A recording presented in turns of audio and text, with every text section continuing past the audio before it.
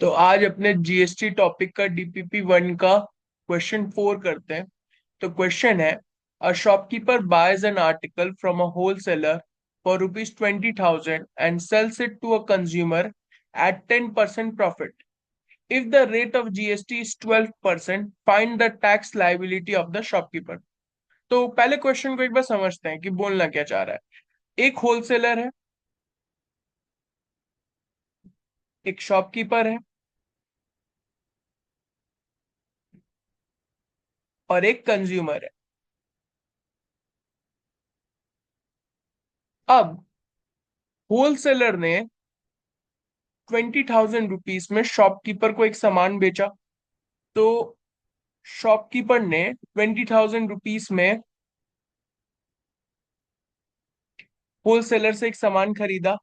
अब शॉपकीपर ने होलसेलर को कुछ टैक्स भरा होगा, ऑफ कोर्स, क्योंकि उसने एक 20,000 रुपीज पे कुछ खरीदा है तो उस पर भी तो टैक्स देगा।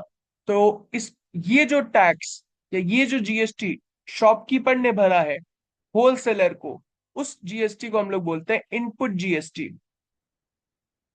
और इनपुट जीएसटी किसका है? Input GST of shopkeeper. तो इनपुट जीएसटी ऑफ शॉपकीपर कितना होगा? 20,000 रुपीज पे उसने 12% टैक्स भरा है। तो ये कितना आ गया? 2,400 रुपीज। अब शॉपकीपर ने यही सामान 10% प्रॉफिट लेके कंज्यूमर को बेचा है।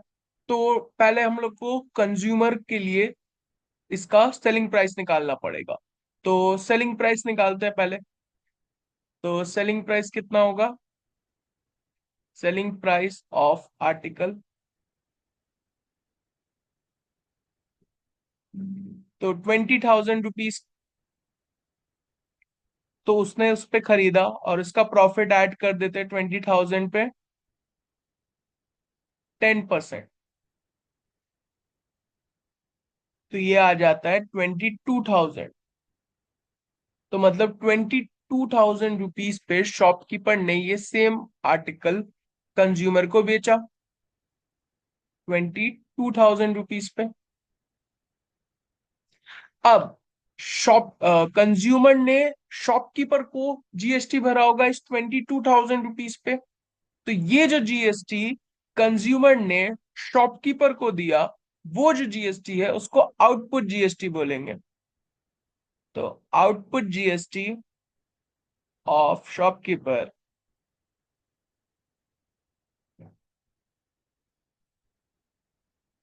ये होगा 22,000 रुपीज पे कितना परसेंट है? 12%।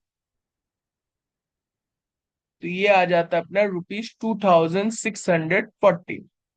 तो अब एक चीज समझते हैं कि क्वेश्चन मांगा क्या है, the tax liability of the shopkeeper. मतलब जो टैक्स शॉपकीपर भरेगा गवर्नमेंट को। एक बात समझिए, ये जो 2,400 था ये शॉपकीपर ने होलसेलर को दे दिया। अब होलसेलर ये पैसा गवर्नमेंट तक पहुंचाएगा।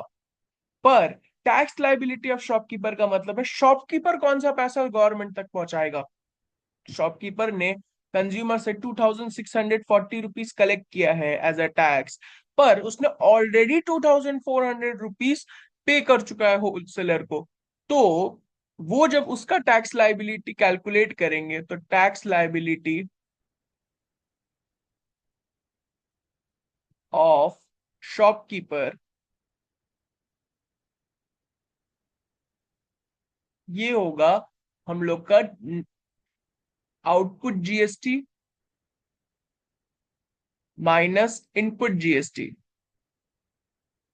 तो उसके लिए आउटपुट जीएसटी कितना था? 2,640 रुपीज। और इनपुट जीएसटी कितना था? 2,400 रुपीज। तो उसका टैक्स लाइबिलिटी आ गया 240 रुपीज। बुक्स में इसका एक अल्टरनेटिव सॉल्यूशन भी दिया रहता है कि आप क्या कर सकते हो। अगर आपको शॉपकीपर का टैक्स लाइबिलिटी कैलकुलेट करना है तो आप शॉपकीपर ने जितना प्रॉफिट अर्न किया है, जैसे अगर यहाँ पे हम लोग लिखें प्रॉफिट अर्नड बाय शॉपकीपर। तो वो हम लोग ने देखा था कि 20,000 रुपीज पे 10% प्रॉफिट अर्न कर रहा था।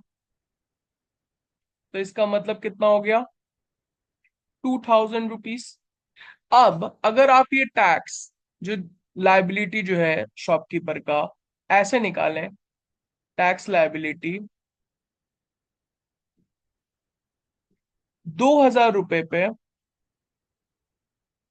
आप अगर वही सेम 12% जीएसटी जो था लगा दें, तो भी हम लोग का आंसर 240 रुपीज आ जाएगा।